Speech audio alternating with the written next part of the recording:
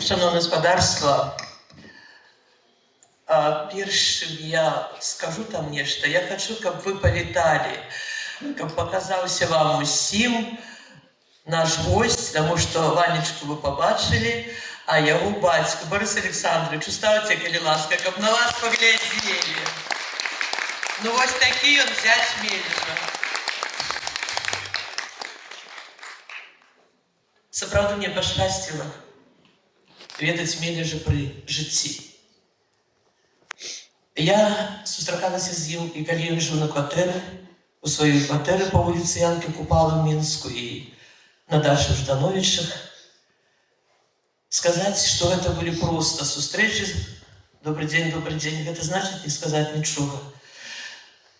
Не такія ўжо былі працяглыя гутаркі, але тое, аб чым гаварылася, і тое, што ўспрымала душа, яно не забудзецца ніколі. І ведаеце, што я вам хочу сказаць? Пра што б мы не гутарылі, пра што б мы не ўспаміналі. Першае пытанне, якое ён задаваў, ну што там койнікі, ну што там глінішча, ну кажы ўжо мне. І такая усмешка, не вельмі шырокая, крышачку сціснутыя вусны, і гэтыя мележаўскія з хітрыначкай і дабрынёй вочы. І я мог сабе уявіць, якія эмоцыі былі ў яго ў душы, калі ён слухаў навіны з Хойніцкага Палесе. Для яго гэта сапраўды быў бальзам для душы. І я гэта кажу не толькі таму, што я павінна гаварыць нешта са сцэны. Гэта сапраўды было так. Ён жыў па глінішчах, родным Палесем. Ён жыў сваімі землякамі, тымі самымі людзьмі з балота, якіх праславіў. Уявіце толькі сабе, што ён для нас зрабіў. Тыя самыя дзядзькі і кабеты, што жылі нібы адрэзаныя ад усяго свету, пра якіх ніхто ніколі не чуў, не ведаў. І раптам, дзякуючы Мележу, палешукі сталі вядомы беламу свету ўсяму. І любаваліся Ганнай, і спрачаліся з Васілём, як жа ён не мог такую дзяўчыну зберагчы. І вот гэтыя эмоцыі чытача былі самымі дарагімі, самым прыемным. Мне пашчасціла быць на яго апошнім аўтарскім вечары, калі ён сапраўды, гэта ўжо гістарычны факт, гаварыў: хто б не прыйшоў да мяне ў госці, якія б зоркі літаратурныя, якія б зоркі культуры не былі на маёй урачыстасці, а калі не будзе маіх Глінішчукоў, то ўсё гэта мне не за радасць. І тут Глінішчукі прыязджаюць, народны хор. Як мы дабіраліся, ну гэта можна доўга расказваць, і перасякалі трамвайныя там нейкія рэйкі, і ўсё, дабраліся. Але каб вы ведалі, што было з Мележам. Ён глядзеў вакол і нібыта казаў: ведаць, это ж мае прыехалі, это ж Глінішчукі, от слухаць, это ж мае спяваюць. Столькі радасці, столькі гонару за родную зямлю хойніцкую, глінішчанскую, столькі шчасця.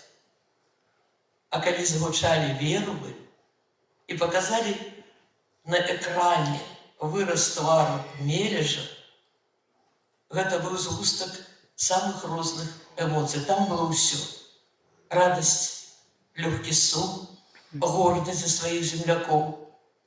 І недзе там у куточку вачэй хавалася думка і невялікі сум аб тым, што ўсё гэта можа некалі закончыцца. Кажа, што вялікія людзі неяк адчуваюць, што не так много засталося. Пэўна, розум Мележа таксама гэта, на жаль, адчуваў. Мне пашчасціла нарадзіцца на тым селішчы, дзе нарадзіўся Мележ. Мне пашчасціла бегаць басанож там, дзе хадзілі яго ногі. Мне пашчасціла акурат слухаць песні яго матулі, маёй бабулі Марыі Дзенісавны. Мне у сучаснасці пашчасціла весці першы яго юбілейны вечар. Для мяне гэта было і адказна, і пачэсна, і прыемна, таму што тады прыехалі магнаты беларускай літаратуры, вядомыя дзеячы беларускай літаратуры. І калі гучалі такія імёны, як Рыгор Барадулін, Алесь Пісьмянкоў, Мікола Мятліцкі і многія іншыя.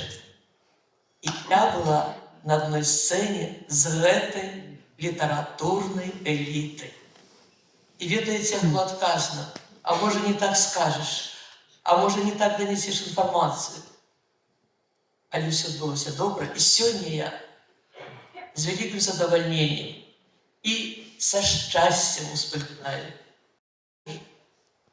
гэты незабыўны момант нашага мележаўскага юбілея.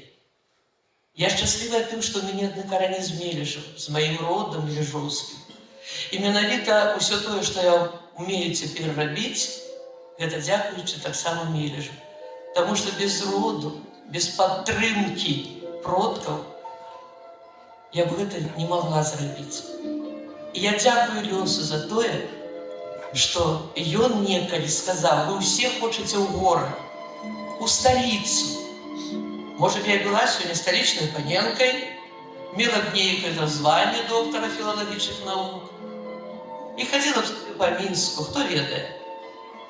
Але я заўсёды гавару сабе так: Ліль, паслухай, там у Мінску колькі такіх? 1000. А на Хойнікшчыне Мелеш Іван Павлович даў мне права быць такой адной. Даруйце за гэта, слава хваліцца.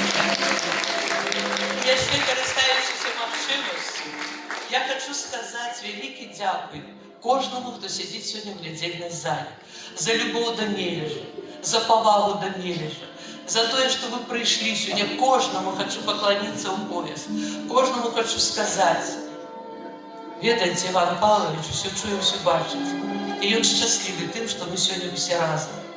Дзякуй кожнаму артысту, што выходзіць на сцэну. Дзякуй арганізатарам, ініцыятарам, рэалізатарам сённяшняга свята. Дзякуй кожненькаму гледачу. І даруйце, калі ласка, асабліва я хачу выказаць сваю шчырую мележоўскую падзяку намесніку дырэктара цэнтральнай нашай бібліятэкі Вікторыі Владзіміровне Бурковскай. Колькі хваляванняў, колькі было ў нас перажыванняў, колькі эмоцый. Ведаеце, я бегала па нашым культуры, і все думаю, калі ж на мяне спыніць і скажа: Лиля Владимировна, вы мне уже надокучили, и бегайте, бегайте, бегайте, все спокойно, тихо. Не сказала, не посварила, выцерпела, вытрымала, і заўсёды з усмешкай, і говорила: гэта ж Мележ, у нас не можа атрымацца дрэнна, у нас будзе ўсё толькі добра. Поэтому, Вікторія Владимировна, я удзячна вам і вашай бібліятэчнай камандзе за ўсё тое, што вы робіце, зрабілі і будзеце рабіць надалей. І сваё выступленне я хачу завяршыць уласнымі вершаванымі радкамі. Зноў люты сцежкі снегам все засцелі. Яны мяне маленства прывялі. Тут некалі па іх ступаў сам Мележ, славуты сын палескай зямлі. Над лесам устае ружовы ранак, плывуць аблокі ціха надо мной, і дзіўны голас мележаўскай гаммы звініць званочак у душы маёй. Ой, прачнуся я раненькім рана, нібы чую я голас далёк, кліча хлопец каханую: Ганно! І я даў адказ: Васілёк.